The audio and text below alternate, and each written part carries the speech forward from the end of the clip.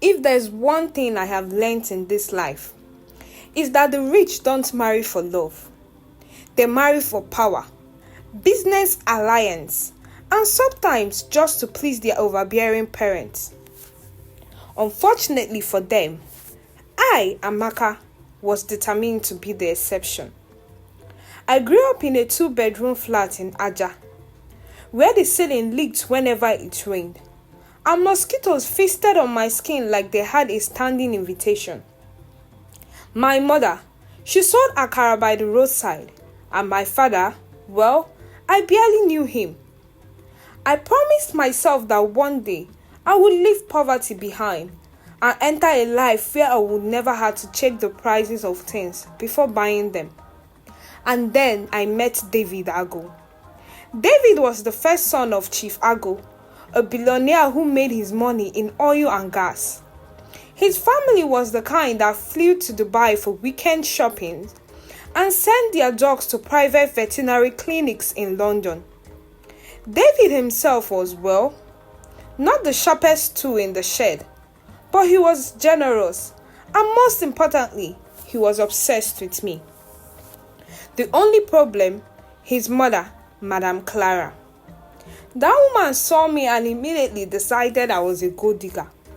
She was right, of course, but she didn't need to be so aggressive about it. From the very first day I stepped into their mansion in Enkay, she made it her mission to frustrate me. Amaka, dear, she once said, eyeing my dress like it made straight from Oshodo Market, which actually it did.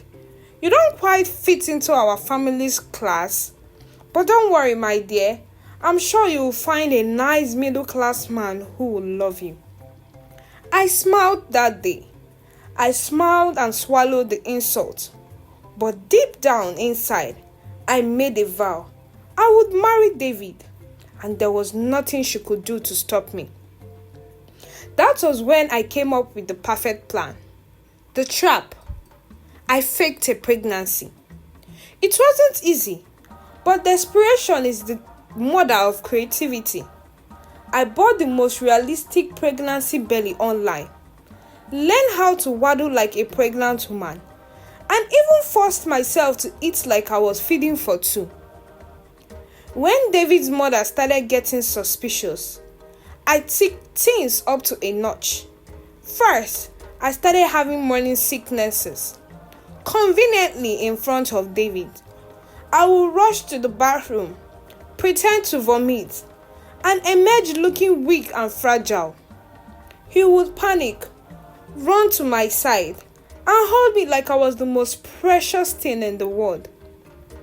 Second, I started rubbing my belly and smiling softly whenever he was around. That alone made me go crazy in excitement, and he was so excited too. Finally, I played my biggest card. I told David that his mother wanted me to abort the baby. My love, I overheard her. I cried one night, wiping imaginary tears. She doesn't want me to have a child for you. She said I am a gold digger and I am trapping you with the baby. David lost it. How can she say that? This is my child. We are getting married immediately. It worked. Ago's mansion went into full panic mode. David announced that we were expecting, and suddenly, I was no longer just that girl. I was now the mother of the first grandchild. Madame Clara tried to fight it, but her husband shut her down. David has made his decision, Chief Ago said. We must support him. Within a week, a wedding date was fixed. Within 2 weeks, I had moved into their mansion. Within 3 weeks, I was wearing designer clothes and taking pictures in front of expensive cars for the Instagram. Everything was perfect until Madame Clara called for a public ultrasound. It started with a smile. One morning, as I was lounging in the mansion, sipping fresh juice and scrolling through my phone, Madam Clara walked up to me with the kindest smile I have ever seen. That alone made my stomach churn. Amaka dear, she cooked. You know, it's just occurred to me that we haven't done an ultrasound to see our precious baby. I forced a smile. Oh, I have been planning to do that, but next week. Nonsense, she interrupted, her smile wildening. We must do it immediately. I have already booked an appointment at St. Gabriel's Specialist Hospital. My blood ran cold. St. Gabriel's Hospital, that was her hospital. She owned it. There was no way I could manipulate the results. She knew. But I couldn't step down now. The wedding was just 2 weeks away. And the moment I officially become Mrs. Ago, my life was set forever. So I played along. I forced a laugh and touched my belly. Oh, Mama, that's so sweet of you, I said. I can't wait to see my baby. She just smiled. And that's how I found myself sitting in the back of a Rolls Royce headed to the hospital, where my entire life was about to crash and burn.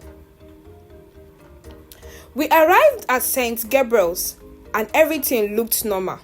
Too normal. The nurses greeted Madame Clara with wild smiles, their voices full of respect. Welcome, ma.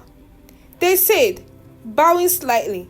I felt like I was being led to my own execution. David, the sweet fool, held my hand and whispered, I am so excited, baby. I forced a smile. We were led to the ultrasound room, and the moment of the truth arrived. A doctor walked in, and my heart nearly stopped. It was Madame Clara's personal doctor. Oh my God. I lay down on the examination table, my pregnant belly exposed. The doctor applied cold gel to my stomach and placed the ultrasound robe on it. Silence. Nothing showed on the screen. The doctor frowned and adjusted the robe. Still nothing. David leaned forward, concerned. Doctor, what's wrong? Madame Clara simply folded her arms, watching. The doctor said, adjusting the probe again. Madame Amaka, are you sure you are pregnant? I felt my soul leaving my body. Of course I am, I snapped. Maybe the machine is faulty. Madame Clara chuckled. Faulty? In my hospital? David was now staring at me, confusion written all over his face. Amaka, what's going on? I could feel the walls closing in. My heartbeat pounded in my ears like war drums. The doctor moved the probe over my belly again, his face unreadable.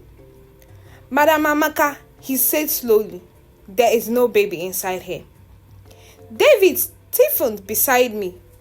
Madame Clara let out a soft knowing sigh. No baby, you say? I forced a laugh, high-pitched shaky. Doctor, you must be mistaken. Maybe the baby is hiding. David turned to the doctor. That happens, right? Can the baby hide? His voice wavered. The doctor gave him a pitying look. Sir, that only happens in movies. I broke into a cold sweat. The nurses stepped forward. Madam, if you are truly pregnant, we can conduct a blood test immediately. No, I snapped. Sitting up so fast, the jar on my stomach smashed my dress. I don't like needles. David's face darkened. He pulled away from me slightly. Amaka, what's going on? Madame Clara leaned back in her seat, watching the scene like it was the best entertainment she'd ever seen. Yes, Amaka, she said sweetly. Do tell us what is going on. I felt like throwing up. This couldn't be happening. Not now. Not when I was so close. I grabbed David's hands, my eyes filling with real tears this time. Baby, I don't know what's happening. I swear I am pregnant. Then take the blood test, Madame Clara said, her smile razor sharp. I shot her a look filled with pure hatred. This woman was enjoying my downfall. Too much for that matter. David hesitated. Amaka, if you are truly pregnant, just take the test. Prove them wrong. I was trapped. Completely trapped. I had two choices. Take the test and be exposed immediately. Continue lying and hope for a miracle. Since miracles weren't exactly my strong suit, I chose option 3, complete chaos. I burst into loud dramatic tears. Will you people just stop? I screamed, making the nurses flinch. Why are you doubting me? I know my body. I know I am pregnant. Madame Clara clicked her tongue. Chai, one that shall never end though. David stood up, looking at me like I was a stranger. Amaka, you need to calm down. Calm down? Calm down? I clutched my stomach, shaking my head furiously. You know what? I don't need to prove anything to anyone. I am leaving. I stood up quickly. Too quickly. The fake pregnancy belly slipped. It wasn't a big slip, just a slight shift to the side. But it was enough. Madame Clara gasped. Oh! David's eyes widened. What's that? I froze, gripping my stomach in a panic. Nothing. The baby just kicked. Madame Clara stood up and walked towards me. Her eyes locked on my belly like a hawk. Let me feel, she said, reaching out. I slapped her hands. No, don't touch me. But it was late. The slight struggle caused the pregnancy belly to slide even further. And then it fell off. Right there in the middle of the examination room, a stunned silence filled the air. Nobody moved. Nobody breathed. The fake silicone belly lay on the hospital floor, completely exposed. David took a step backward. His hands trembled as he pointed at the belly. What is that? I opened my mouth, but no word came out. The doctor coughed awkwardly. The nurses looked like she was about to faint from the second-hand embarrassment. Then, Madame Clara burst out into laughter. Not a polite laugh, not a soft chuckle. No, she collapsed into her seat, laughing hard that tears streamed down her face. Chineke mo, she wheezed. This girl is a demon, a whole Hollywood actress. Somebody bring my phone. This must go on record. David's face was white. Amaka, you lied to me. I swallowed hard. Baby, I can explain. He let out a harsh laugh. Explain? You made me fight my mother. You made me plan a whole wedding. You made me look like a fool. I reached for him. David, please. He yanked his hand away like my touch burned. Madame Clara was still laughing. God. My spirit told me that this girl was calm. See disgrace, oh. Enough. David snapped, his voice shaking with anger. He turned to me, his eyes now filled with nothing but disgust. We are done. Amaka, you and I, we are over. Tears spilled down my cheeks. David, please. He turned to his mother. Let's go. And just like that, they walked out. The nurses silently picked up the fake belly and handed it to me, avoiding my eye contact. I stood there, humiliated, broken and abandoned. I wish I could say I recovered, that I bounced back and moved on. But no, David told everyone. By the time I got home, my name was already all over social media. Girl fakes pregnancy to try billionaire's son. See what happened. I became a meme. I couldn't even go outside without people pointing and laughing. and Madame Clara. Oh, she made sure I felt every inch of disgrace. She sent me a single text message. Next time, dear, fake a pregnancy where I don't own the hospital. I never replied because honestly, I had lost everything. Hey besties, we have come to the end of this very interesting story. Good. Let me know your thoughts about this story in the comments below. Don't forget to like, subscribe, and click on the notification bell so you will never miss on whenever I post a new story. Till I come your way next time. Bye.